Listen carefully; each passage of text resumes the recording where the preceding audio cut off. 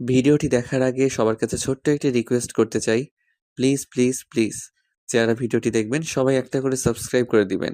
আপনাদের ভালোবাসা পেলে এমন ভিডিও আরও উপহার দিব। ভিডিওগুলো বানাতে অনেক কষ্ট হয়। আমি জানি ভিডিওটি অনেক মানুষই দেখবেন। প্লিজ একটা করে সাবস্ক্রাইব করে দিবেন। সবাইকে পুরো গল্পটি দেখার জন্য অনুরোধ রইল। আর যারা আমাকে ভালোবাসে তারা একটা করে লাইক করে দেখিয়ে দিবেন। Love you all. তো চলুন আজকের ভিডিওটি শুরু করা যাক। রাহুল যখন বাবার সাথে কথা বলছিল তখন নিচ থেকে দিশার গলার স্বর শুনতে পায়। রাহুল তখন বলে, আচ্ছা বাবা, পরে কথা বলি। রাহুল, কালকের দিনের কথা মনে আছে তোর? আমার সবকিছুই মনে আছে বাবা। এরপরও তুই আসবি না? আচ্ছা বাবা, রাখছি আমি এখন। রাহুল তার বাবার সাথে কথা বলে ফোন রেখে দিয়ে নিচে চলে আসে। কিছু সময় পর দিশাকে নিয়ে রাহুল বেরিয়ে পড়ে। গাড়ি এসে থামে একটা শপিং মলের সামনে। দিশা গাড়ি থেকে নেমে যায় আর রাহুল গাড়ি পার্কিং করে গাড়িতে বসেছিল। হুট করে রাহুল সামনে তাকিয়ে দেখতে পায় কয়েকজন লোক জটলা বেঁধে দাঁড়িয়ে আছে। রাহুল গাড়ি থেকে নেমে সেখানে গিয়ে দেখতে পায় একজন বৃদ্ধ লোক রক্তাক্ত অবস্থায় মাটিতে পড়ে আছে। তখন লোকটিকে ধরে সবার উদ্দেশ্যে বলে, এই চাচার এমন অবস্থা হলো কি করে? একজন লোক মাটিতে পড়ে আছে আর আপনারা দাঁড়িয়ে দাঁড়িয়ে সেটা দেখছেন? কেউ কোনো কথা বলছে না। তখন রাহুল সিকিউরিটি গার্ডের সাহায্যে বৃদ্ধ লোকটিকে গাড়ির কাছে এনে তাড়াতাড়ি করে বৃদ্ধ লোকটা তার গাড়িতে তুলে দিয়ে গাড়ি ছোটালো হাসপাতালের দিকে। কিছু সময় পর হাসপাতালে পৌঁছে ডাক্তার বৃদ্ধ লোক দেখে তাড়াতাড়ি করে অপারেশন থিয়েটারে নিয়ে যায়। 40 মিনিট পর ডাক্তার অপারেশন থিয়েটার থেকে বের হয়ে রাহুলের সামনে এসে বলে, দেখুন, এই বৃদ্ধ চাচাকে অনেক বাজেভাবে আঘাত করা হয়েছে। একজন অমানুষ ছাড়া এমন কাজ করতে পারে না। চিন্তা নেই, উনি এখন বিপদমুক্ত। ডাক্তার, ওনার জ্ঞান কি ফিরেছে? না, 2 থেকে 3 ঘন্টা পর জ্ঞান ফিরবে।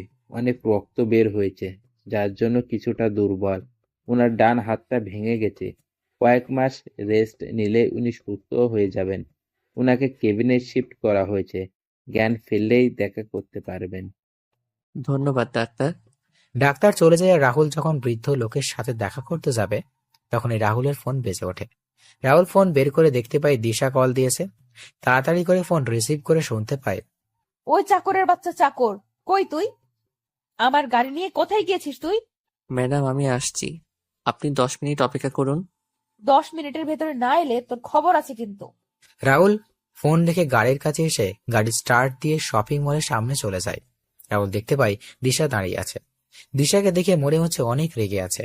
দিশার সামনে গাড়ি থামিয়ে গাড়ি থেকে নেমে গাড়ির দরজা খুলে দিল। দিশা গাড়ির ভিতরে তাকিয়ে রাহুলের গায়ে ঠাস ঠাস করে থাপ্পড় বসিয়ে দিল। রাহুল বুঝতে পারছে না হঠাৎ করে দিশা কেন তাকে সবার সামনে এইভাবে থাপ্পড় মারছে। রাহুলের গালে হাত দিয়ে দিল, বলে, 10 মিনিটের আগেই তো আমি চলে এলাম, তাহলে মারলেন কেন? এই কুত্তার বাচ্চা, আমার গাড়ির সিটের রক্ত আসলো কি করে? কাকে আমার গাড়িতে খুন করেছিস বলতো? ম্যাডাম, কি বলছেন কি? আমি কেন শুধু শুধু খুন করতে যাব কাউকে? তাহলে আমার গাড়িতে রক্ত আসলো কি করে? আসলে ম্যাডাম, এই ফকিরের বাচ্চা, তুই কি আমার গাড়িকে পাবলিক গাড়ি পেয়েছিস? এই গাড়ির দাম জানিস তুই? তোর মতো 100 জন চাকরের জীবনের চেয়েও এই গাড়ির মূল্য অনেক বেশি।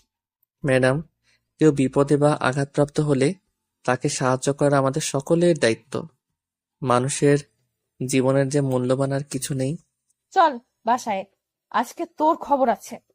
দিশা কথাগুলো বলে গাড়ির সামনের সিটে বসে পড়ে আর রাহুল মাথা নিচু করে গাড়িতে এসে চালানো শুরু করলো। কিছু সময় পর বাসায় এসে গেলে দিশা গাড়ি থেকে বাসার ভিতরে প্রবেশ করে আর রাহুল গাড়ি পার্কিং করে আসে। মা, বাবা, মা বাবা কোথায় তোমরা? নিচে আসো। মা, বাবা। কি হয়েছে? বাড়ি মাথায় তুলে নিচ্ছিস কেন? কিরে মা, এমন করে চিৎকার করছিস কেন? চিৎকার কি আর নিজের ইচ্ছায় করছি? ওই চাকরের বাচ্চা চাকর কি করেছে জানো তোমরা? কি করেছে রাহুল? আর তোমায় না বলেছি রাহুলকে চাকর বলবে না? বাড়ির চাকরকে চাকর বলবো না তো কি বলবো?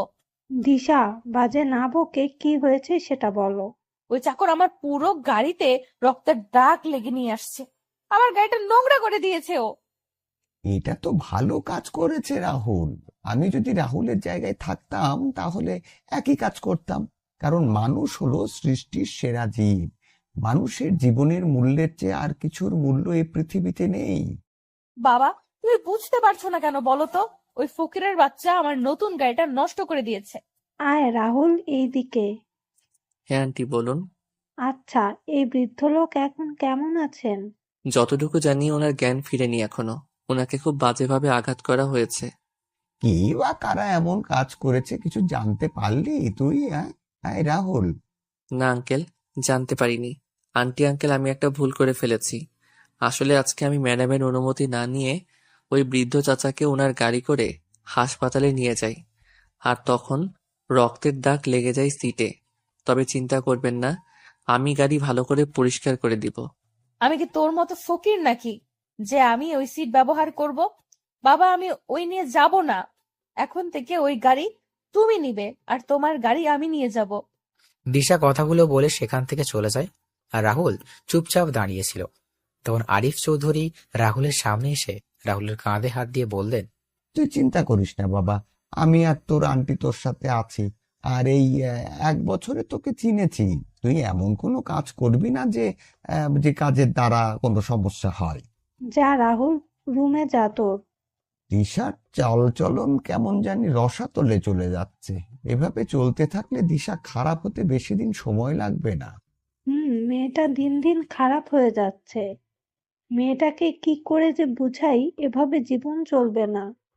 দিশার বিয়ে দিতে হবে খুব তাড়াতাড়ি। কি বলছো কি তুমি এসব?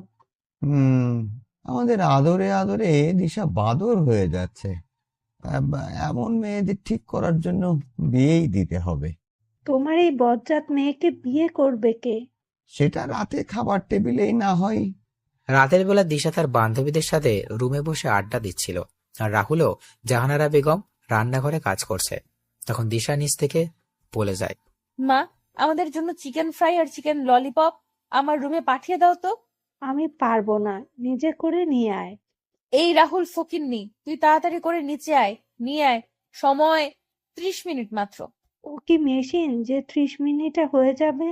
এগুলো খেতে যত সহজ, সেগুলো তৈরি করতে অনেক কষ্ট। আচ্ছা, 1 ঘন্টা সময় দিলাম। আচ্ছা ম্যাডাম।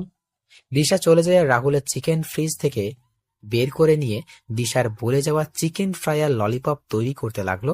50 মিনিট পর রাহুল কিছু তৈরি করে দিশার রুমের দিকে পা বাড়ায়। দিশা রুমের সামনে এসে কড়া নাড়ে। তখন দিশা বলে ভিতরে আসার জন্য। রাহুল ভিতরে গিয়ে খাবার ট্রেগুলো টেবিলে রেখে যেই চলে আসবে তখনই দিশা বলে ওঠে, এই খাবারগুলো কি তোর মা আর বাবা আমাদের হাতে দিয়ে যাবে?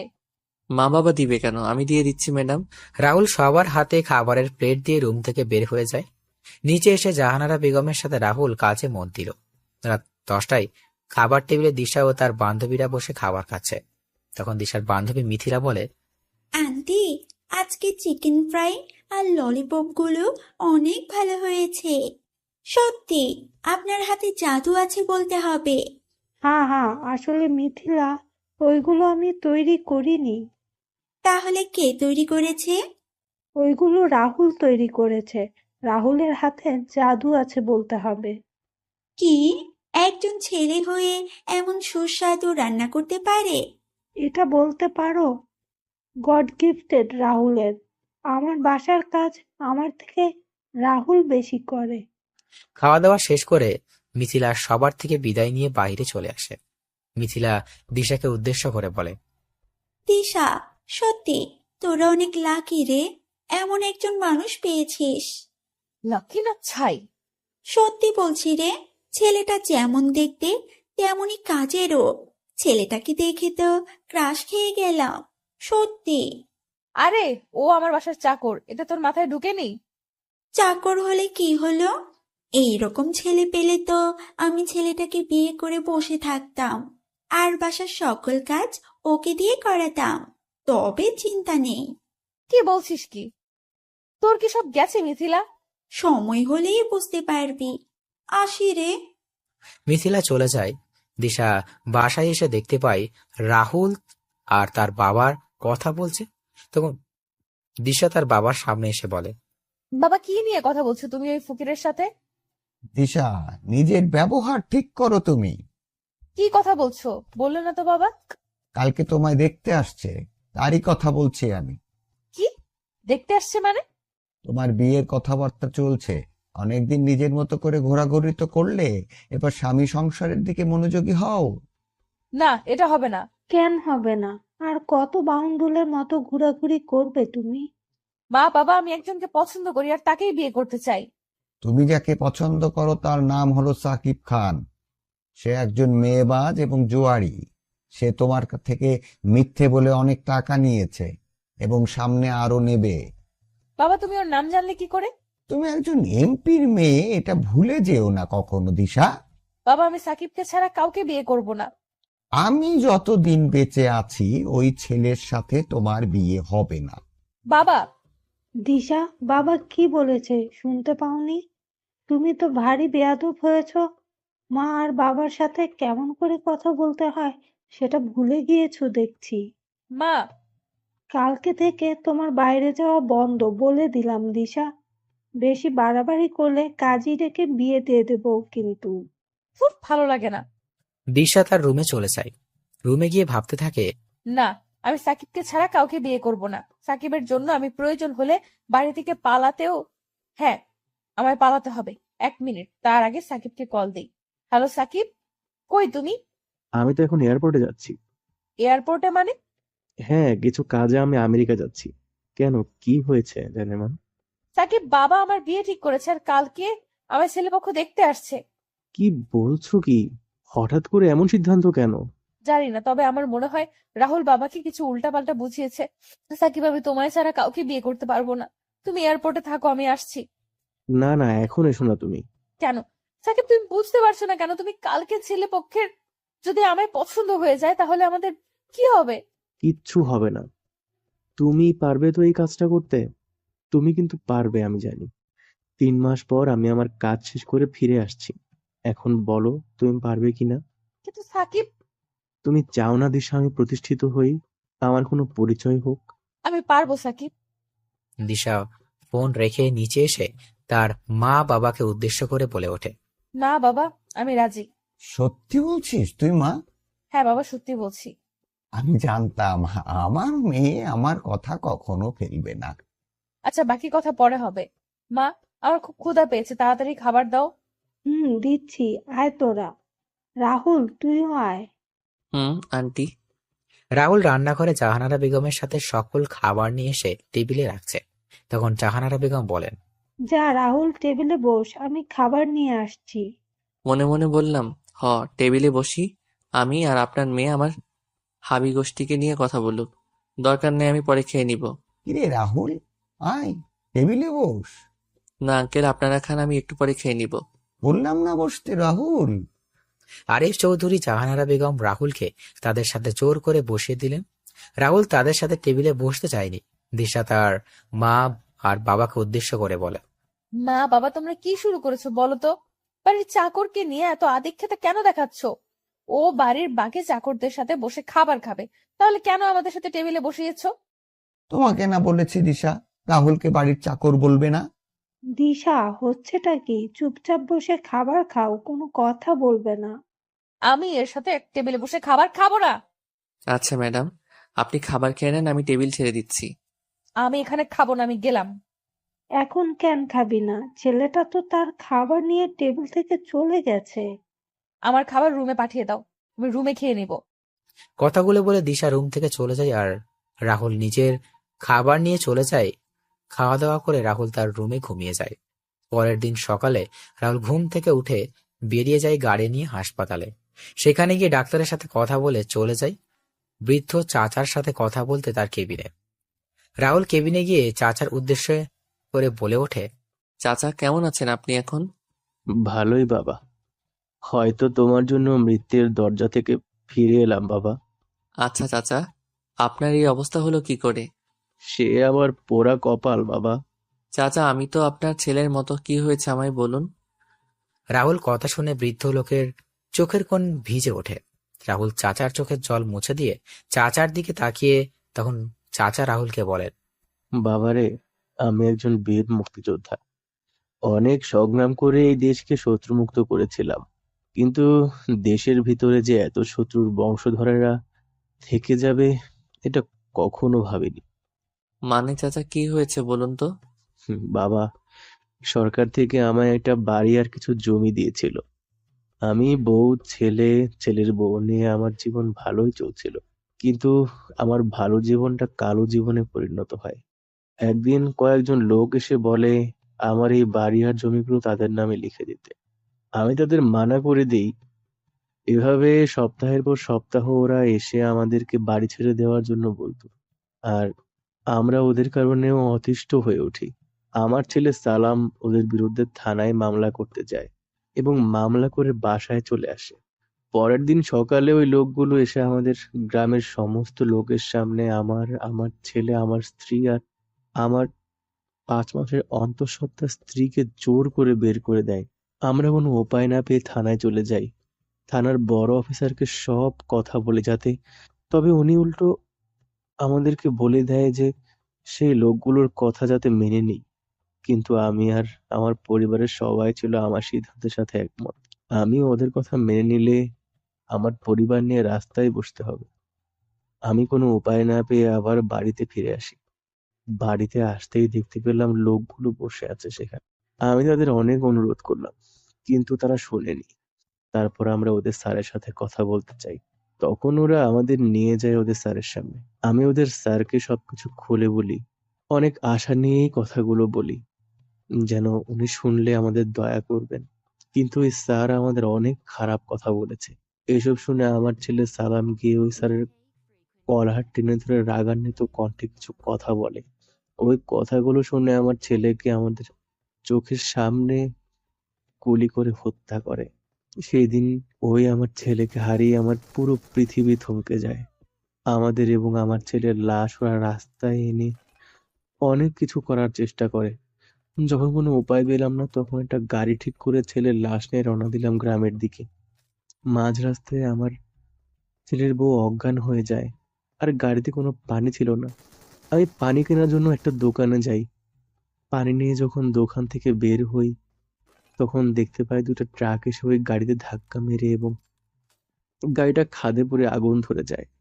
একদিনে আমি আমার পরিবারকে হারিয়ে ফেলি, শুধু একজন মানুষের জন্য। কোনো উপায় না পেয়ে আমি ঢাকা চলে আসি শুধুমাত্র আমাদের প্রধানমন্ত্রীকে কিছু কথা জিজ্ঞেস করার জন্য। আমি প্রধানমন্ত্রীর বাসভবন থেকে কিছুটা দূরে ভিক্ষা করি আর প্রধানমন্ত্রীর দেখা পাওয়ার জন্য অপেক্ষা করতে থাকি।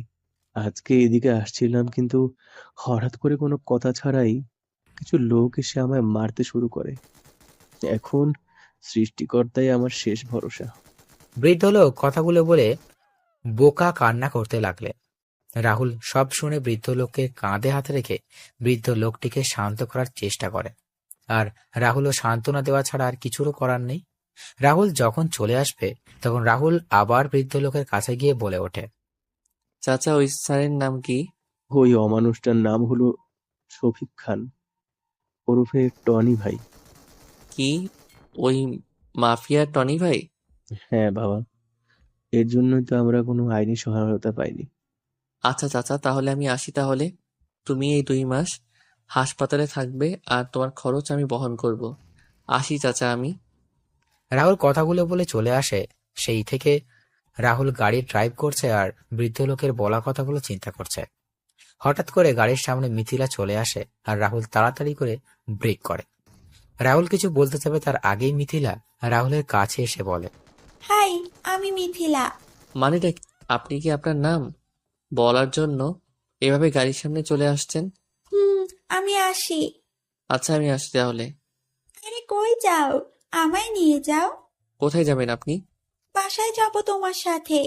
আমি কি আপনারা চিনি যে আপনি আমার সাথে যাবেন? সে কি, কালকে তুমি আমায় দিশার রুমে দেখোনি? আমি দিশার বেস্ট ফ্রেন্ড মিথিলা। ও আচ্ছা, আসলে আমি তেমন মেয়েদের সাথে কথা বলি না। তা আপনি কোথায় যাবেন? তোমাদের বাসায়।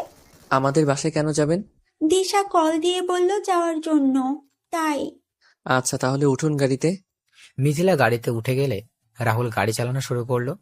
গাড়ির ভিতর আর কেউ কোনো কথা বলেনি। সবকিছু রাহুল এসে বাসায় পৌঁছে যায়।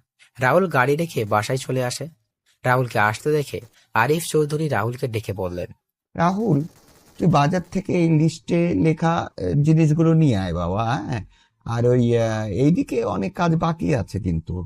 আচ্ছা আমি নিয়ে আসছি আঙ্কেল। রাহুল লিস্ট নিয়ে বাজারে রওনা দিল। এইদিকে কেউ কাউকে কল দিয়ে বলছে, বস, শিকার পেয়ে গেছি এবং লক করে দিয়েছি, এখন কি করব? পিছনে। আর বুঝতে পেরেছিস তো? হ্যাঁ, বলে ফোন কেটে দিল। এদিকে রাহুল বাজারে এসে লিস্টের সকল জিনিসগুলো নিয়ে নিল। রাহুল গাড়ি চালিয়ে কিছু দূর আসার পর গাড়ি ব্রেক করে রাহুলের সামনে তাকিয়ে দেখতে পায় কতগুলো লোক মুখে কাপড় বেঁধে হাতে লাঠি নিয়ে দাঁড়িয়ে আছে।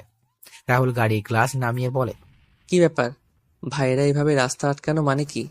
রাস্তা থেকে সরে যান, বাসায় যেতে হবে। লোকগুলো রাহুলের কথা শুনতে হেসে শুরু করলো। তখন রাহুল আবার বলে, কি হলো ভাইয়েরা, রাস্তা থেকে সরে যান, আমি যাব। সময় মতো জিনিসগুলো নিয়ে না গেলে আমায় অনেক কথা শুনতে হবে। লোকগুলো এবার গিয়ে এসে রাহুলকে গাড়ি থেকে টেনে বের করে নিয়ে রাস্তার পাশে থাকা একটা গাড়িতে করে নিয়ে আর রাহুলকে কোনো কথা ছাড়াই মারতে শুরু করলো। রাহুল চেষ্টা করে পারছে না নিজেকে ওদের থেকে বাঁচানোর জন্য। একজনের পর একজন রাহুলকে আঘাত করেই যাচ্ছে। আর হুট করে কেউ রাহুলের মাথায় বাড়ি কিছু দিয়ে আঘাত করে আর রাহুল মাথায় হাত দিয়ে মা গো বলে চিৎকার দিয়ে বসে পড়ে। আমি মাথায় হাত দিয়ে দেখতে পেলাম মাথা দিয়ে রক্ত পড়ছে। আমি মাটিতে হাঁটু গেড়ে মাথায় হাত দিয়ে বসে আছি। লোকগুলো আমার সামনে আসে। দুইটা ছেলে আমার বাম পাশ ও ডান পাশ থেকে জ্বলন্ত দুইটা রড আমার দুই হাতে ঢুকিয়ে দেয়। আমি ব্যথায় চিৎকার দিয়ে উঠি, ও মা, মা গো! একে তো ব্যথায় ব্যথা করছে, সাথে আমার দুই হাতে জ্বলন্ত ও বড় রড ঢুকিয়ে দিয়েছে। আমার যন্ত্রণা যেন বেড়ে যাচ্ছে। আমার চোখ বন্ধ হয়ে আসছে। চোখ বন্ধ হওয়ার আগে আমি দেখতে পেলাম দিশা ম্যাডাম আমার দিকে হাসতে হাসতে এগিয়ে আসছে। এক সময় আমার চোখ দুটো বন্ধ হয়ে যায় আর আমি মাটিতে লুটিয়ে পড়ি। দিশা এসে রাহুলের জ্ঞানহীন শরীরের উপর পা দিয়ে বলে ওঠে, বলেছিলাম ফকিরের বাচ্চা, তোকে আমার ব্যাপারে কথা বলতে আসবি না, কিন্তু তুই শুনলি না আমার কথা। এবার বুঝ আমার কথা না শোনার পরিণাম কি হয়। দিশা কথাগুলো বলে রাহুলের জ্ঞানহীন দেখে লাথি দিয়ে তার লোকেদের নিয়ে চলে যায়। এদিকে আরিফ চৌধুরী রাহুলকে কল দিয়ে যাচ্ছেন, কিন্তু কেউ রিসিভ করছেন না। এইদিকে ছেলেপক্ষ চলে আসে দিশাকে দেখতে। আরিফ চৌধুরীও ব্যস্ত হয়ে পড়েন তাদের সাথে। আমি চোখ খুলে দেখতে পেলাম একটা বেডে শুয়ে আছি। চারপাশে তাকিয়ে ভালো করে তাকিয়ে দেখলাম আমার পাশের বেডে সেই বৃদ্ধ চাচা আমার দিকে তাকিয়ে আছেন। কি রে বাবা, এখন কেমন লাগছে তোর? ভালো লাগছে। মাথায় প্রচন্ড ব্যথা করছে, হাত নাড়াতে গিয়েও হাত নাড়াতে পারলাম না। হাতেও ব্যথা করছে প্রচুর। আশ্চর্যের বিষয় হলো আমি আমার শরীরে প্রচন্ড ব্যথা অনুভব করছি, যা কাউকে বলে বোঝাতে পারবো না। তোর এই অবস্থা কি করলো বাবা? আর একটু হলে তো তোর দুই হাত একেবারের জন্যই হারিয়ে ফেলতি, নিজের প্রাণটাও তো হারিয়ে ফেলতে পারতি। আচ্ছা চাচা, আমি এখানে আসলাম কি করে? জানি না, তবে সেটা ডাক্তার বলতে পারবে। রাহুল আর বৃদ্ধ চাচা যখন কথা বলছিল তখনই ডাক্তার কেবিনে প্রবেশ করে। ডাক্তার রাহুলের কাছে এসে রাহুলকে পরীক্ষা করে বলেন, তোমাকে প্রথমে দেখে তো খুব ভয় পেয়ে গিয়েছিলাম, তা এখন কেমন লাগছে তোমার? ভালোই ডাক্তার, তবে আমার শরীরের প্রচন্ড ব্যথা করছে।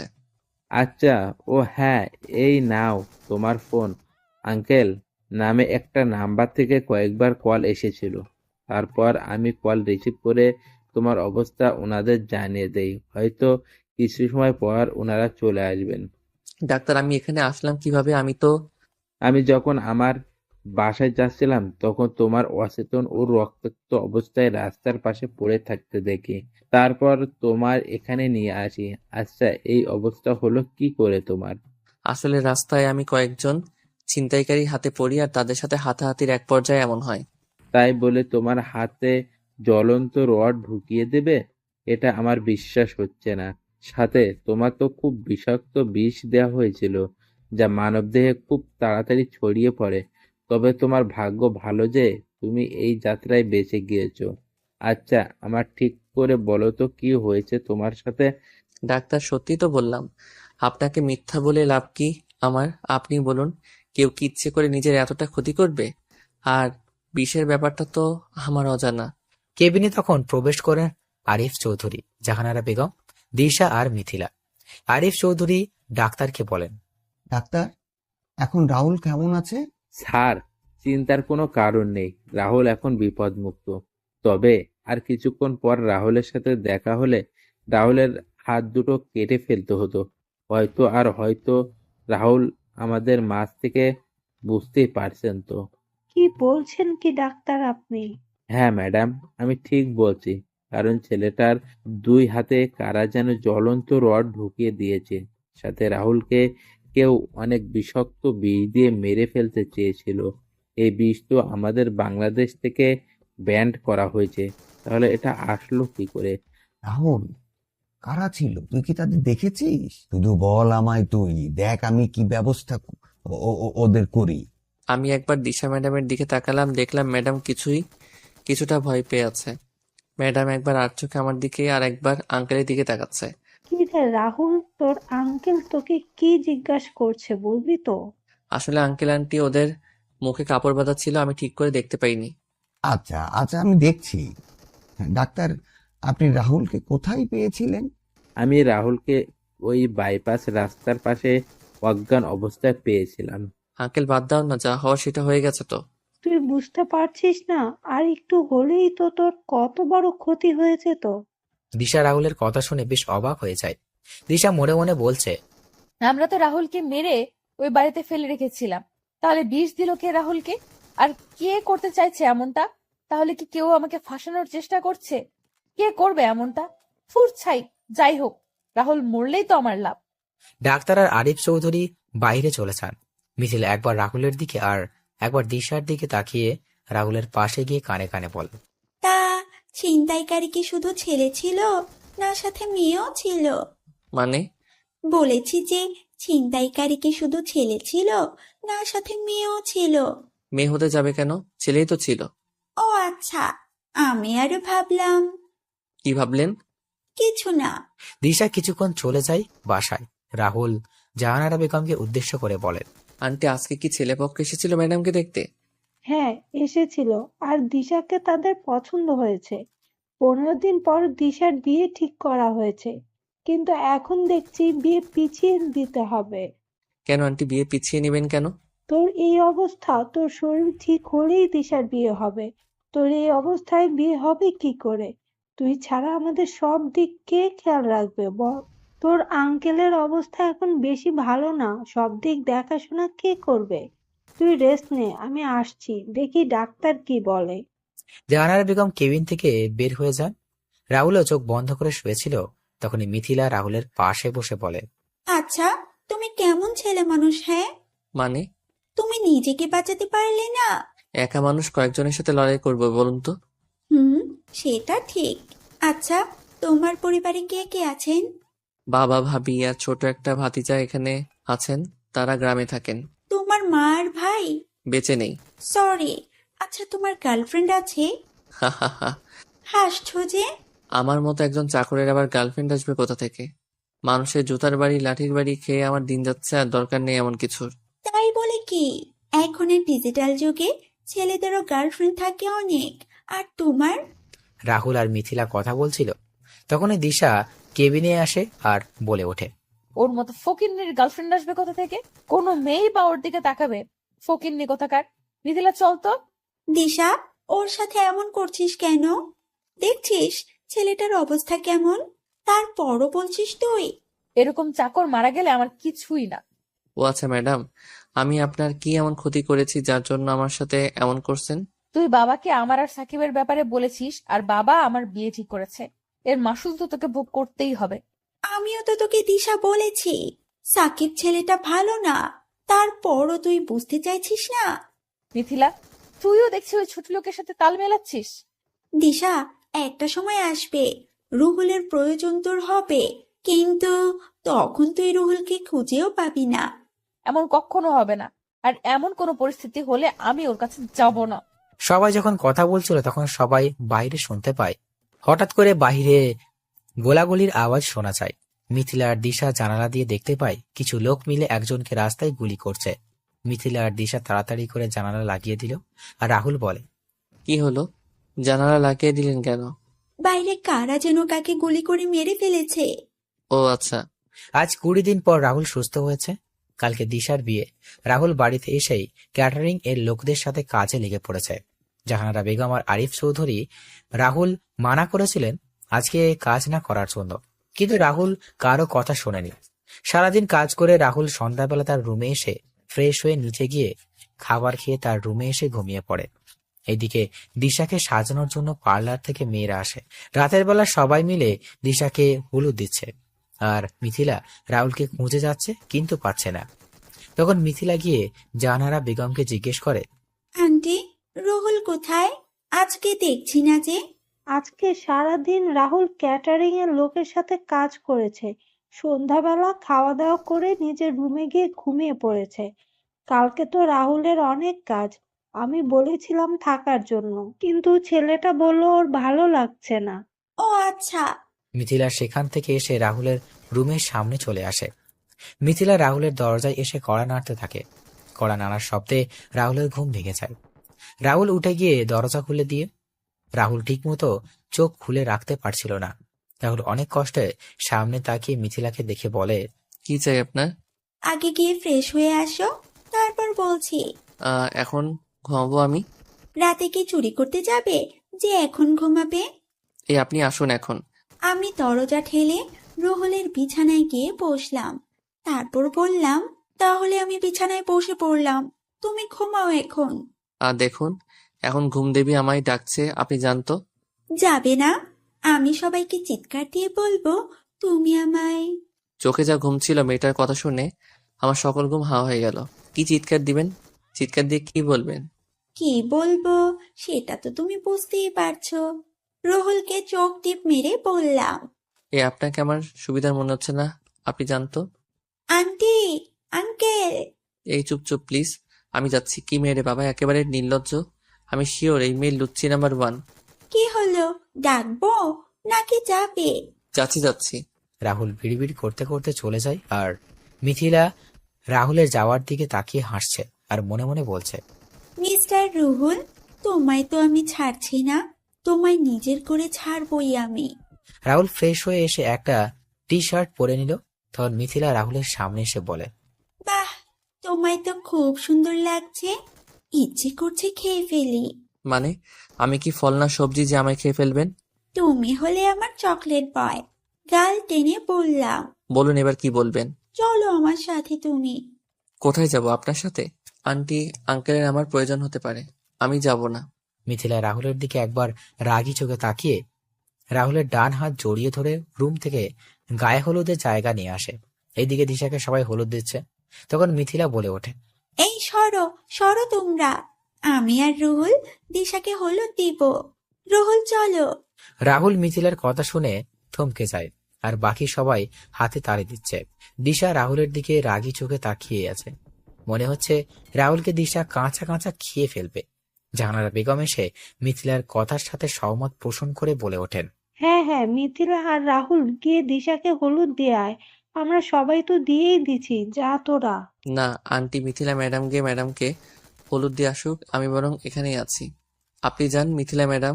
বলছি না আমার সাথে যাওয়ার জন্য, তাহলে এত কথা বলছো কেন? চলো চলো। হ্যাঁ রাহুল, তুই যা। রাহুল সবার কথা শুনে বাধ্য হয়ে দিশার পাশে গিয়ে বসে। মিথিলা দিশাকে হলুদ দিয়ে দিল, আর রাহুলের দিকে হলুদের বাটি এগিয়ে দিল। রাহুল একবার দিশার দিকে আর একবার হলুদের বাটির দিকে তাকাচ্ছে। রাহুল বাটি থেকে একটু হলুদ নিয়ে কাঁপা কাঁপা হাতে দিশার গায়ে লাগিয়ে দিল, আর সুযোগ বুঝে মিথিলা রাহুলের গায়ে হলুদ লাগিয়ে দিল। রাহুল তাড়াতাড়ি করে সেখান থেকে এসে তার রুমে চলে যায়। পরদিন দুপুরবেলা রাহুল সবকিছু দেখাশোনা করছিল আর দিশাকে সাজানো হচ্ছিল। হঠাৎ করেই রাহুল বাসার ভিতর থেকে অনেক চেঁচামেচির আওয়াজ শুনতে পায়। রাহুল তাড়াতাড়ি করে বাসার ভিতরে এসে দেখতে পায় সবাই মাথা নিচু করে বসে আছে, আর আঙ্কেল কাউকে ফোনে হুমকি দিচ্ছে। রাহুল আন্টির দিকে তাকিয়ে দেখতে পায় আন্টিও কান্না করছে। রাহুল আন্টির কাছে গিয়ে বলে, আন্টি কি হয়েছে, তুমি কান্না করছো আর আঙ্কেল এইভাবে চিৎকার করছে? দিশার সাথে যে ছেলেটার বিয়ে ঠিক হয়েছে, সেই ছেলেটা নাকি আরেকটা বিয়েও আগে করেছিল। এখন কি হবে বুঝতে পারছি না। আমার মেয়েটার জীবনটা ধ্বংস হয়ে যাবে। আমার মেয়েটার গায়ে কলঙ্কের দাগ লেগে গেল বুঝি। রাহুল কি বলবে বুঝতে পারছে না। হঠাৎ করে আরিফ চৌধুরী কথা বলা অসহায় বুকে হাত দিয়ে বসে পড়লেন।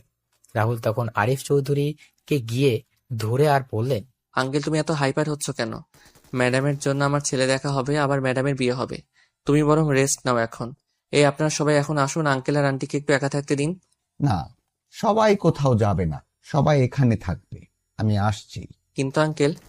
আরিফ চৌধুরী কোনো কথা না বলে তার ফোন নিয়ে বাসার বাইরে চলে যান। বাসার ভিতর নীরবতা বিরাজ করছে। 20 মিনিট পর আরিফ চৌধুরী বাসায় এসে বলেন, আজকেই আমার মেয়ের বিয়ে হবে, সবাই একটু অপেক্ষা করুন। কি বলছো কি তুমি? এত তাড়াতাড়ি তুমি ছেলে পেলে কোথায়? ছেলে তো আমাদের সামনেই আছে, রাহুল। রাহুল? হ্যাঁ, আমি আমার মেয়েকে রাহুলের সাথেই বিয়ে দেব। কি? না না, এটা হয় না আঙ্কেল, আমি পারবো না। আমায় ক্ষমা করে দিবেন, আমি আপনার কথাটা রাখতে পারবো না। কেন পারবি না তুই? দেখ রাহুল, তোকে তো আমরা আমাদের ছেলের মতোই দেখে আসছি, তাহলে তুই কেন পারবি না? আন্টিয়া। রাহুল কিছু বলার আগেই রাহুলের ফোন বেজে ওঠে। রাহুল ফোন বের করে দেখতে পায় তার বাবার ফোন। রাহুল ফোন রিসিভ করে বলে ওঠে, হ্যাঁ বাবা বলো। রাহুল, তুমি বিয়েটা করে নাও। আমার আর তোমার ভাবির মেয়ে পছন্দ হয়েছে, আর 1 সপ্তাহ পর তুমি বাড়ি ফিরে আসবে। কিন্তু বাবা। বললাম না আমি, আমার কথার যেন আর কোনো নড়চড় না হয়। আর তুমি আমাদের গ্রামের নতুন বাড়িতে চলে আসবে, আমরা সেখানেই আছি। রাহুলের বাবা কথাগুলো বলে ফোন রেখে দিলেন। আর রাহুল হ্যাবলার মতো তাকিয়ে দাঁড়িয়ে আছে।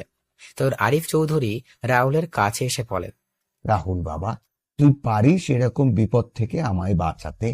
প্রয়োজন হলে আমি তোর পায়েও ধরতে পারি, তবু বাবা তুই রাজি হয়ে যা। আঙ্কেল কি বলছো কি? কিন্তু ম্যাডাম। দিশা, আমাদের কথার অবাধ্য হবে না, এখন তুই বল বাবা। কি আর করবো, নিজের অমতের বিরুদ্ধে মত দিতে হলো আমায়। আমি রাজি। তারপর রাহুলকে বরের বেশে সাজিয়ে এনে বিয়ে শুরু করা হয়। রাহুলের বিয়ের দিকে কোনো মনোযোগ ছিল না। রাহুল ভাবছে অন্য কিছু। ভালোভাবে বিয়ের সকল কাজ সম্পন্ন হয়। রাহুল মিথিলাকে আজকে কোথাও বিয়ের সময় দেখতে পায়নি। রাতের বেলা রাহুল দিশার সামনে বসেছিল। তখনই দিশা রুমে আসে, আর বাকিটুকু তো আপনারা জানেন। বর্তমান আপনাদের সাথে কথা বলতে বলতে রাত প্রায় পেরিয়ে গেছে, এখন ঘুমিয়ে পড়ি, সকালে কথা হবে। পরের দিন সকালে রাহুল ঘুম থেকে উঠে সকালের নাস্তার জন্য তৈরি করার জন্য রান্নাঘরে চলে যায়।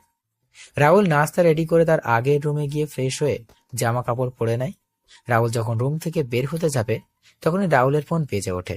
রাহুল ফোন রিসিভ করে কিছু কথা শুনতে পায়। তখন রাহুল বলে, আচ্ছা আমি আসছি। রাহুল কোনো কথা না বলে বাসা থেকে গাড়ি নিয়ে বেরিয়ে পড়ে। এইদিকে জাহানারা বেগম ঘুম থেকে উঠে দেখতে পান নাস্তার টেবিল আগে থেকেই সাজানো। নাস্তা দেখে জাহানারা বেগম বুঝতে পারেন এটা রাহুলের কাজ। জাহানারা বেগম রাহুলকে পুরো বাসা খুঁজেও পেলেন না। জাহানারা বেগম তখন দেখতে পেলেন সদর দরজা খোলা। সিকিউরিটি গার্ডের থেকে জানতে পারেন রাহুল তাড়াহুড়ো করে বাসা থেকে একটি ব্যাগ নিয়ে বের হয়ে গেছে। জাহানারা বেগম এবং কিছু একটা চিন্তা করে দিশার রুমের দিকে এগিয়ে গিয়ে দেখতে পান দিশা রুমের দরজা খোলা আর দিশা ঘুমোচ্ছে। দিশা রুমে গিয়ে ঢুকতেই দেখতে পেলেন সোফায় বালিশ আর কথা পড়ে আছে। এবার জাহানারা বেগম দিশার কাছে গিয়ে দিশাকে ডাকতে থাকেন। তখন দিশা ঘুমন্ত কণ্ঠে বলে ওঠে, কি হয়েছে মা? এত সকাল সকাল ডাকছো কেন? রাহুল কোথায়? আর বালিশ কাঁথা সোফায় কেন? কি রে মা, কি হয়েছে তোর? তিশা মা, শান্ত হ, তুই বল আমাদের কি হয়েছে। দিশা কোনো কথা বলছে না, শুধু কান্না করে যাচ্ছে। দিশা একসময় চিৎকার দিয়ে নিচের চুল টেনে ধরে বসে পড়ে। দিশা তখন তার মা আর বাবার উদ্দেশ্য করে বলে, রাহুল কোথায়? রাহুল তো মিথিলার সাথে খুব সকালে বের হয়ে গেছে। মিথিলার সাথে বের হয়েছে মানে? হ্যাঁ, মিথিলার সাথে বের হয়ে গেছে। আচ্ছা রাহুল বাসায় আসুক, তারপর না হয় সব জানতে পারবো। এখন তোমরা আমার রুম থেকে বের হও, যাও, আমি একা থাকবো। জাহানারা বেগম আর আরিফ চৌধুরী বের হয়ে যান দিশার রুম থেকে। এইদিকে রাহুল নাস্তা এনে মিথিলা আর মিথিলার মাকে খেতে বলে, কিন্তু তারা খাবে না। রাহুলের জোরাজুরির কাছে হার মেনে নাস্তা খেতে হলো দুইজনকে। সারাদিন কেটে যায় এইভাবে। সন্ধ্যাবেলা মিথিলার বাবা মা আর মিথিলাকে তাদের বাড়িতে পৌঁছে দিয়ে রাহুল বাসায় চলে আসে। বাসায় এসে রাহুল যখন রুমে যাবে তখন আরিফ চৌধুরী রাহুলের সামনে এসে রাহুলের গায়ে ঠাস ঠাস করে থাপ্পড় বসিয়ে দিয়ে বলে ওঠেন, রাহুল, তোকে তো আমি নিজের ছেলের মতোই মনে করতাম, তাহলে তুই আমার মেয়ের জীবন নিয়ে এভাবে ছিনিমিনি খেললে কি করে? তোকে সবার থেকে আলাদা মনে করেছিলাম, কিন্তু তুইও বাকি ছেলেদের মতো বের হলি। ছোট আব্বু, কি বলছো এসব তুমি? আমি কিছু বুঝতে পারছি না। রাহুল, তুমি আমাদের বিশ্বাসের প্রতিদান এভাবে দিবে আমরা কখনো ভাবতে পারিনি। ছোট আব্বু, ছোট আম্মু কি বলছো তোমরা? কথাগুলো বললে আমি ম্যাডামের দিকে তাকালাম। দেখলাম ম্যাডামের চোখগুলো ফুলে আছে। আমি ম্যাডামের সামনে যেতেই ম্যাডাম আমার গালে তার পায়ের জুতো খুলে মারতে লাগলো আর বলতে লাগলো, আমি বাবাকে বলেছিলাম তোর মতো ছোট লোকের সাথে আমায় বিয়ে না দিতে, কিন্তু বাবা আমার কোনো কথাই শোনেনি। আসলে তোর মতো ছোট লোকের কোনো যোগ্যতা নেই আমার স্বামী হওয়ার। তুই আমায় বিয়ে করে আমার বান্ধবীর সাথে ফষ্টি নষ্টি করছিস, সাথে আরো মেয়েদের সাথেও, আবার সেগুলো ভিডিও করছিস। রাহুল কিছু বুঝতে পারছিল না, তাই আঘাতগুলো সহ্য করে নিচ্ছিল। তখন দিশার শেষ কথা শুনে বলে, ভিডিও মানে? তখন আরিফ চৌধুরী রাহুলের সামনে একটা ভিডিও দেখিয়ে বলে, ঘরে বউ রেখে এইসব করতে তোর লজ্জা করলো না? তুই কালকে সকালের ভিতর আমার বাসা ছেড়ে চলে যাবি, আর ডিভোর্স পেপার খুব তাড়াতাড়ি পেয়ে যাবি।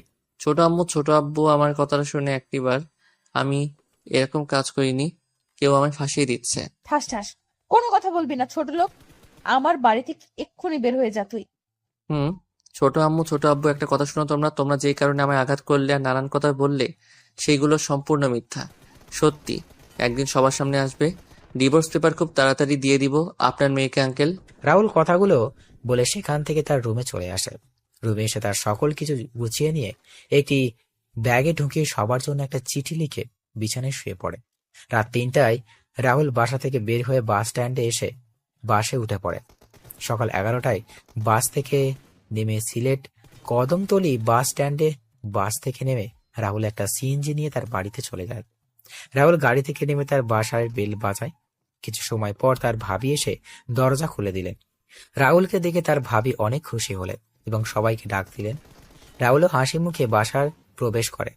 রাহুল বাসায় ঢুকে তার ভাতিজা আয়ানকে দেখতে পায় খেলা করছে। রাহুল আয়ানকে কোলে তুলে নিয়ে আদর করতে লাগলো। তখন রাহুলের বাবা আর ভাবি আসে। কিরে তুই একা, বৌমা আসেনি? না, কেন আসেনি? আমাদের ডিভোর্স হয়ে যাবে তাই নিয়ে আসিনি। বিয়ে হয়নি 1 মাসও হলো না আর ডিভোর্স হয়ে যাবে? আমি রুমে গেলাম। এই বিষয়ে আর কোনো কথা বলবে না কেউ তোমরা, আর বললে আমি বাড়ি ছেড়ে চলে যাব। রাহুল যখন কথা বলছিল তখন ভাবি রাহুলের চোখে পানি দেখতে পেলেন। রাহুল আয়ানকে কোলে নিয়ে তার রুমে চলে যায়। এইদিকে সকালে জাহানারা বেগম রাহুলের রুমে গিয়ে রাহুলকে কোথাও দেখতে পেলেন না। তখন টেবিলের উপর একটি চিঠি দেখতে পান। চিঠিটা নিয়ে পড়তে লাগলেন। প্রিয় আঙ্কেল আন্টি, প্রথমেই বলছি আমায় ক্ষমা করে দিবেন।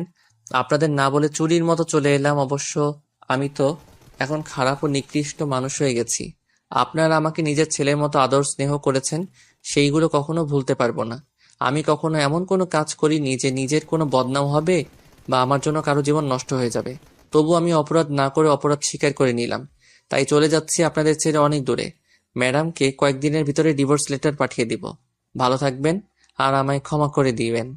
ইতি খারাপ ছেলে রাহুল। চিঠি হাতে নিয়ে জাহানার বেগম খাবার টেবিলে চলে আসেন। আরিফ চৌধুরী আর দিশা নাস্তা করছিল, তখন জাহানারা বেগম ধপ করে বসে পড়েন। কি হলো? রাহুল কোথায়? চলে গেছে? মানে? জাহানারা বেগম চিঠি এগিয়ে দিলেন। দিশা চিঠি পড়ে মনে মনে খুব খুশি হলো। কেন জানি সে নিজের ভিতরে অস্থিরতা অনুভব করছে। তখনই বাসার বেল বেজে ওঠে। দিশা দরজা খুলে দেখতে পায় মিথিলা ও তার বাবা মা দাঁড়িয়ে আছে। দিশা একটু গম্ভীর কণ্ঠে ভিতরে আসতে বলে তাদের। দিশা, রুহুল কই রে? বাবা আর মা রুহুলের সাথে কথা বলার জন্য রাত থেকে অস্থির হয়ে আছে। কেন ওর সাথে কথা বলবেন ওনারা? আরে, কালকে রুহুল না থাকলে আমার বাবাকে হয়তো আমি আর ফিরে পেতাম না। রুহুল কালকে আমার ভাইয়ের দায়িত্ব পালন করেছে। মানে? আসলে গতকাল খুব ভোরে মা ফোন দিয়ে বললেন বাবা স্ট্রোক করেছে। আমি কি করব বুঝতে পারছিলাম না।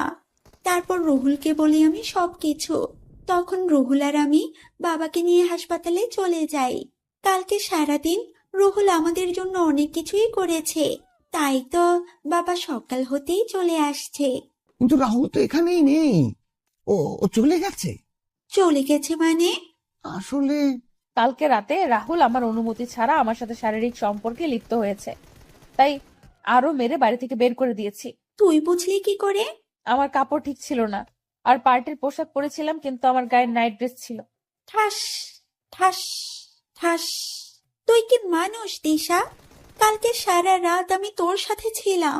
তুই নেশাগ্রস্ত অবস্থায় রুহুলের সমস্ত শরীরে বমি করে দিয়েছিলি, সাথে তোর নিজের পোশাকেও।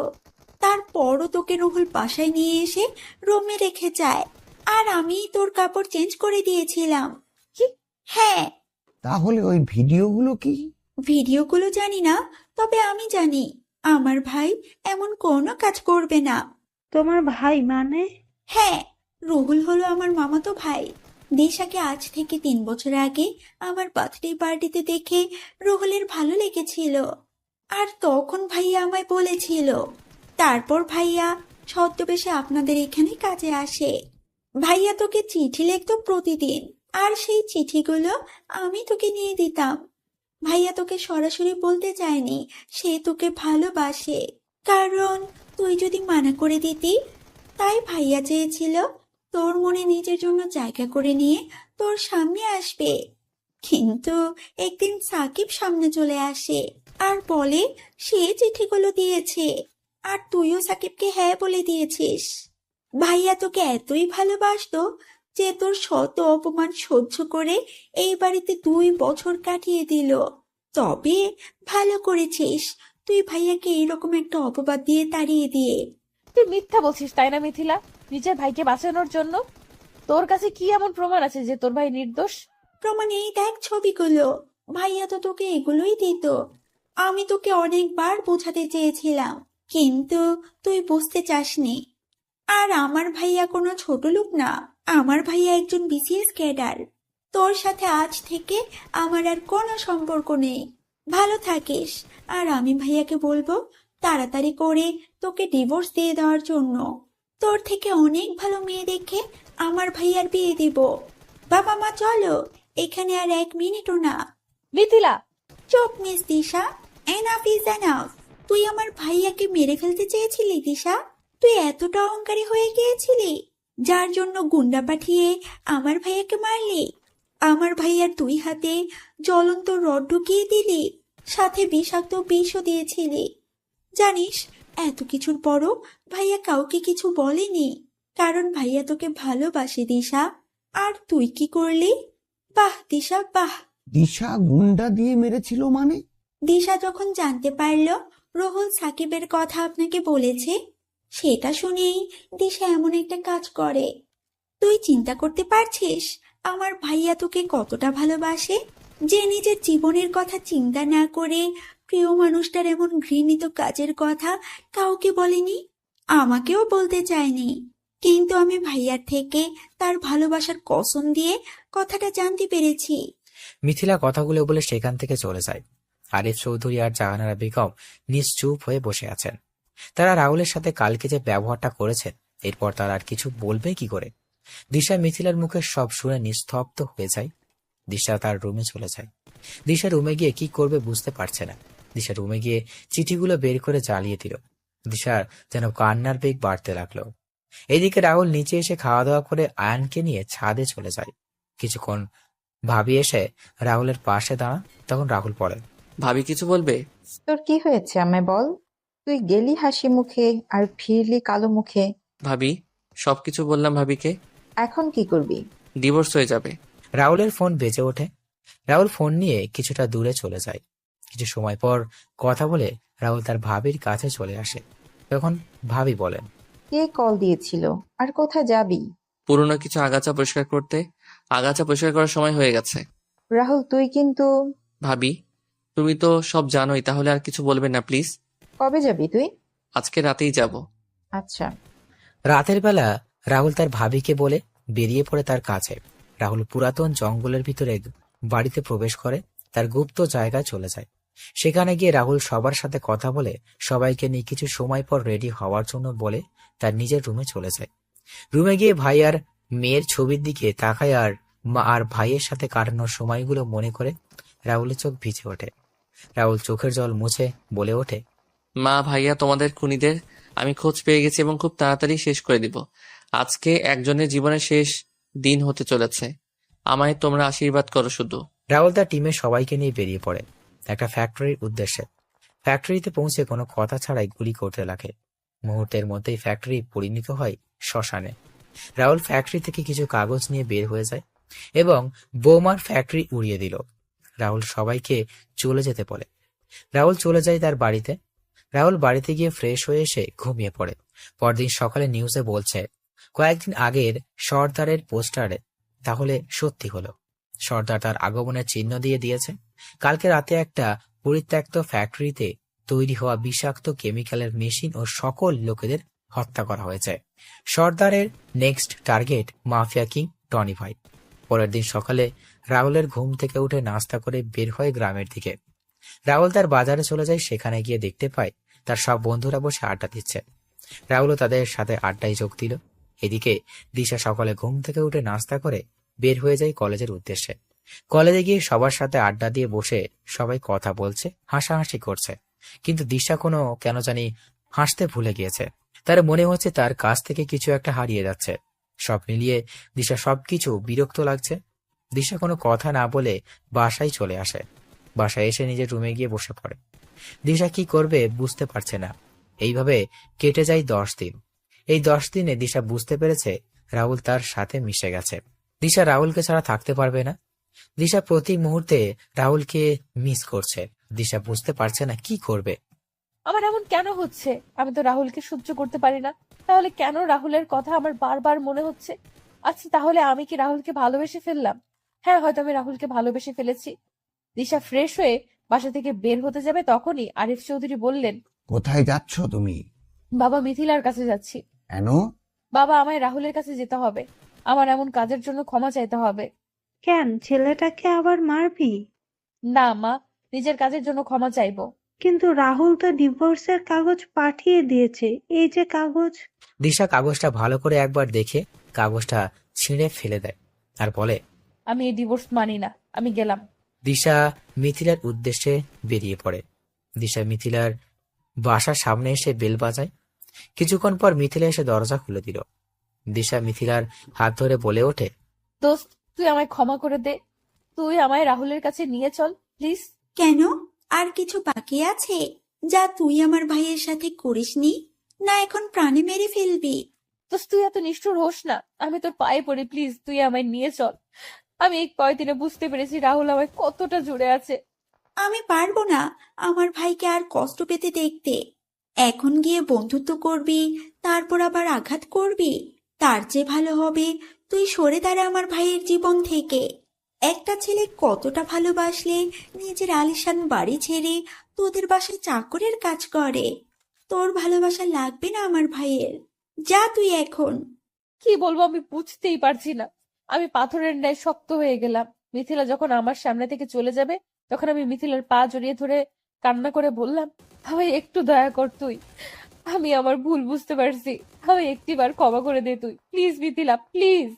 মিথিলার বাবা মা এসে বলেন দিশাকে যেন রাহুলের কাছে নিয়ে যায়। মিথিলা দিশাকে তার পা থেকে তুলে বলে, এবারে কিন্তু তোর শেষ সুযোগ। এরপর আমার ভাইয়ের সাথে খারাপ ব্যবহার করলে তোর খবর আছে কিন্তু। তবে আমি জানি না ভাইয়া তোকে ক্ষমা করে দিবে কিনা। আজকে মামা কল দিয়েছিল, আজকে ভাইয়াকে দেখতে মেয়ে পক্ষ আসবে। হ্যাঁ, কথা দিলাম এমন কাজ আর কখনো করব না। কখনোই হব না আমি বেঁচে থাকতে। তাহলে চল। কালকে আমরা সবাই যাব। তুইও কালকে আঙ্কেল আন্টিকে নিয়ে আমাদের বাসায় চলে আসিস। আচ্ছা। দিশা খুশি মনে বাসায় চলে আসে। কিন্তু মিথিলার শেষের কথা শুনে তার কেমন জানি ভয় হতে লাগলো। এদিকে রাহুল বাসায় এসে খাওয়া দাওয়া শেষ করে রুমে চলে আসে। রাহুল তার ল্যাপটপে বসে কাজ করছিল, তখন রাহুলের ফোন বেজে ওঠে। রাহুল ফোন হাতে নিয়ে দেখতে পায় আননোন নাম্বার। রাহুল ল্যাপটপের সাথে ফোন কানেক্ট করে দেখতে পায় টনি ভাই নামে সেভ করা। রাহুল ফোন রিসিভ করে বলে, জেনে গেছিস তাহলে তোর ভাই আমার হাতে? দেখ, তুই কিন্তু কাজটা ঠিক করছিস না। তুই এবং তোর ভাই মিলে আমার মা আর ভাইকে মেরেছিস। তখন মনে ছিল না? এবার দেখবি ভাই হারানোর ব্যথা কেমন হয়। দেখ, তুই কি এবার দেখবি তো তুই কি হয় সামনে। তোর সাথে অনেক হিসাব পরিষ্কার করা বাকি আছে টনি। তোর পরিবারের সবাইকে শেষ করে দিব আমি। আচ্ছা কর।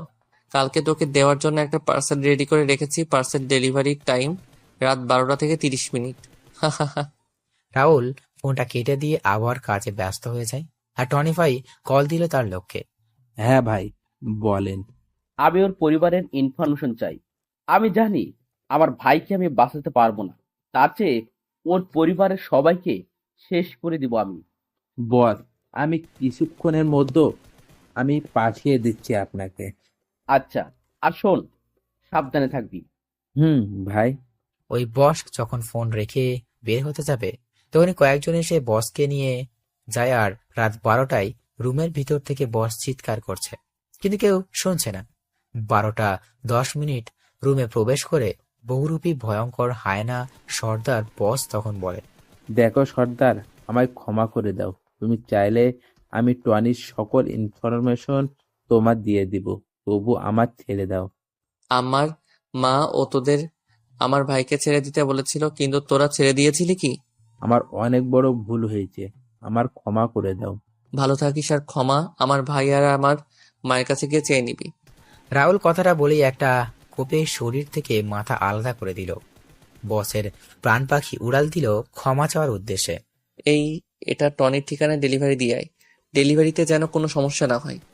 রাহুল কথাটা বলে সেখান থেকে বের হয়ে যায়। রাহুল গাড়ির কাছে এসে তার ফোন বের করে কল দিল টনির নাম্বার।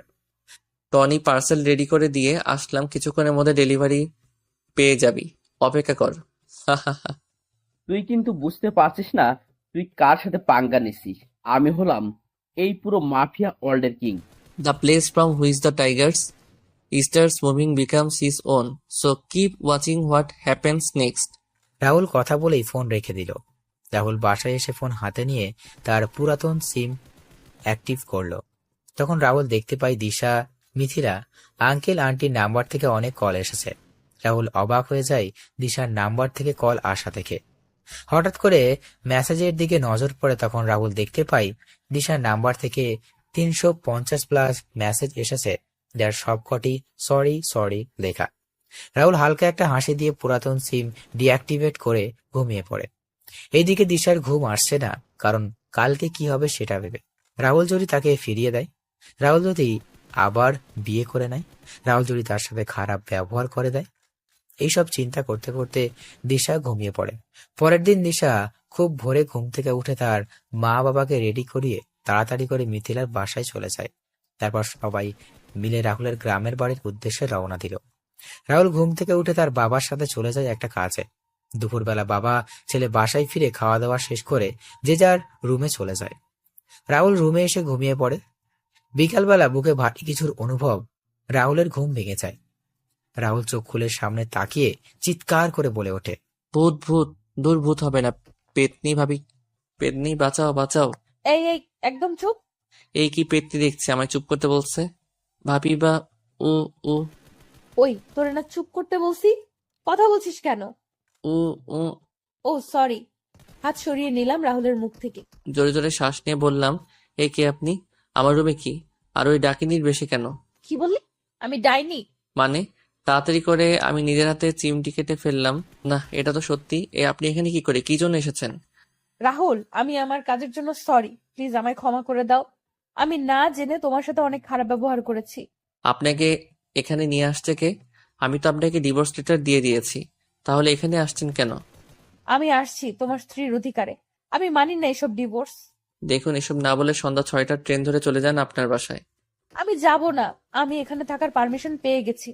কে দিয়েছে আপনাকে এখানে থাকার পারমিশন? আমার শ্বশুর মশাই দিয়েছে।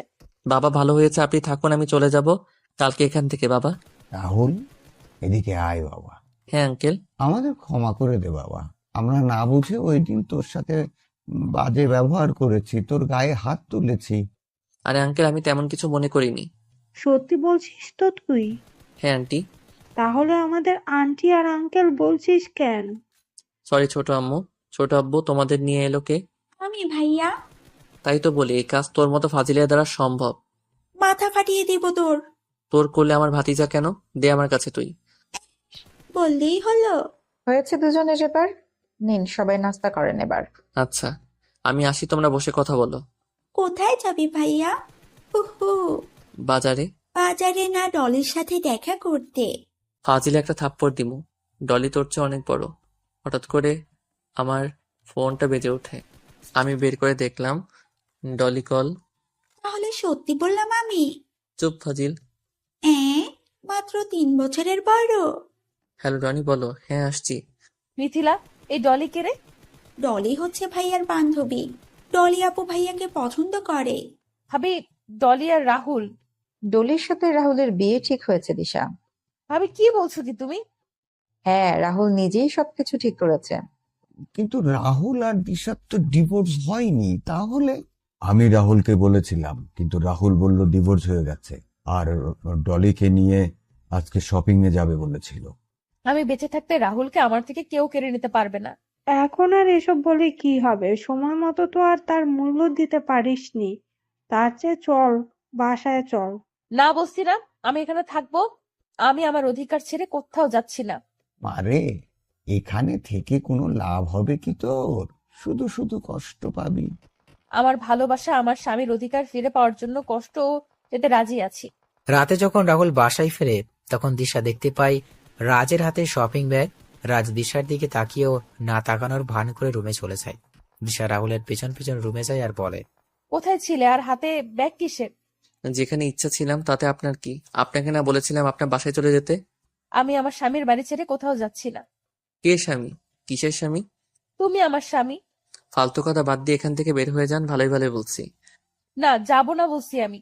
ঠাস ঠাস, আমার মুখের উপর কথা বলিস তুই? রাহুল! কোনো কথা না বলে রুম থেকে বের হয়ে যায় এখনই। দিশা কান্না করতে করতে রুম থেকে বের হয়ে ছাদে চলে যায়।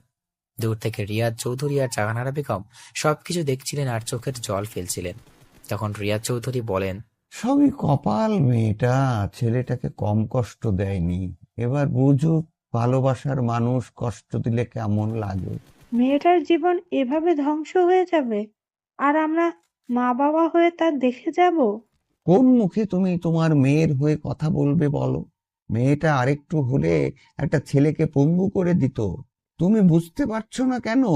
মেয়েটার কান্না আমি যে সহ্য করতে পারছি না। এইদিকে তার ডান বসের জানালা থেকে এসে এক নাগাড়ে ড্রিঙ্কস করে যাচ্ছে, কিন্তু কিছুতেই তার নেশা হচ্ছে না। টনি তার ভাই সাকিবের ছবির দিকে তাকিয়ে বলছে, সাকিব ভাই, আমায় ক্ষমা করে দিস। আমি তোকে বাঁচাতে পারলাম না। জানি না তুই বেঁচে আছিস কিনা। আমায় ক্ষমা করে দিস ভাই।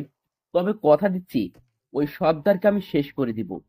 সাকিব চিৎকার করছে, কিন্তু তার চিৎকার দেওয়ালে আঘাত পেয়ে আবার ফিরে আসছে। হঠাৎ করে দরজা ঠেলে ভিতরে প্রবেশ করে রাহুল। রাহুলকে দেখতে পেয়ে সাকিব বলে ওঠে, রাহুল, তুই? সর্দার বলো। কি? তার মানে তুই সর্দার? হ্যাঁ, আমি সর্দার। তুই আর তোর ভাই মিলে আমার ভাই আর মাকে মেরেছিস, সাথে আমার ভালোবাসাকে আমার থেকে দূরে সরে করেছিস। এবার তোকে আমি পৃথিবী থেকে দূর করাবো। দেখ, আমার ভুল হয়েছে, আমায় ক্ষমা করে দে। আমি আমার সকল কাজের জন্য অনুতপ্ত। আমি সবকিছু স্বীকার করে নিচ্ছি তো। আমার আদালতে আমি কাউকে ছাড় দেই না, তোরও কোনো ছাড় নেই। যা, তুই চলে যায়। খুব তাড়াতাড়ি তোর ভাইকেও পাঠিয়ে দিব। কথাটা বলে রাহুল তার পিস্তলের সকলগুলি সাকিবের শরীরে ঢুকিয়ে দিল আর তার লোকেদের বলল লাশটা যেন টনি ঠিকানায় পৌঁছে যায়। রাহুল বাসায় চলে যায়। রাত 8টায় টনি বসে আছে আর তার ভাইয়ের প্রাণহীন হিম শীতল দেহের কাছে। টনির চোখ থেকে পানি ঝরছে আর মনের ভিতর আগুন দাউ দাউ করে বাড়ছে। টনির সমস্ত লোকেরা এসে জমা হয় তার বাড়িতে। এদিকে রাহুল বাসায় ফিরে ফ্রেশ হয়ে এসে সবার সাথে কিছু সময় আড্ডা দিয়ে খাওয়া দাওয়া করে তার রুমে চলে যায়। রাহুল সবেমাত্র বিছানায় শুয়েছে, তখনই দিশা রুমের দরজা ঠেলে ভিতরে ঢুকে দরজা লাগিয়ে দিল। রাহুল সামনে তাকিয়ে দিশাকে দেখে বলে ওঠে, কি ব্যাপার? আপনি আমার রুমে কেন? আমার জামাইয়ের রুমে আমি থাকবো না তো কে থাকবে? জামাই মানে? আপনাকে বললাম না আমাদের ডিভোর্স হয়ে গেছে। আমার আগের কাজের জন্য আমি ক্ষমা চেয়েছি তো, তাহলে কেন এমন করছো? আপনি অন্য রুমে গিয়ে ঘুমিয়ে পড়েন, শুধু শুধু ঝামেলা করছেন কেন? আমি যাব না, আমি এই রুমে ঘুমাবো। দিশা কথাটা বলে যেই বিছানায় উঠতে যাবে তখন রাহুল দিশার গালে ঠাস ঠাস করে থাপ্পড় বসিয়ে দিয়ে বলে ওঠে, বিছানায় উঠছেন কেন? তাহলে কোথায় ঘুমাবো আমি? আর তুমি আমায় মারলে। মাটিতে বা বেলকনিতে ঘুমাতে পারেন। এটা কেবল শুরু, গুনে গুনে হিসাব হবে। বাইরে তো অনেক ঠান্ডা, তাহলে আমি ঘুমাবো কি করে? সেটা আমি কি করে বলবো? আচ্ছা। দিশা যখন বালিশ নিয়ে বেলকনিতে যাবে তখন রাহুল দিশাকে থামিয়ে দিয়ে বলে, থাক, আপনি বিছানায় ঘুমান, আমি সোফায় ঘুমাবো। আমি তো আর অমানুষ না। এক বিছানায় ঘুমালে কি হবে? ওই যে ছোট লোক মানুষ আমি।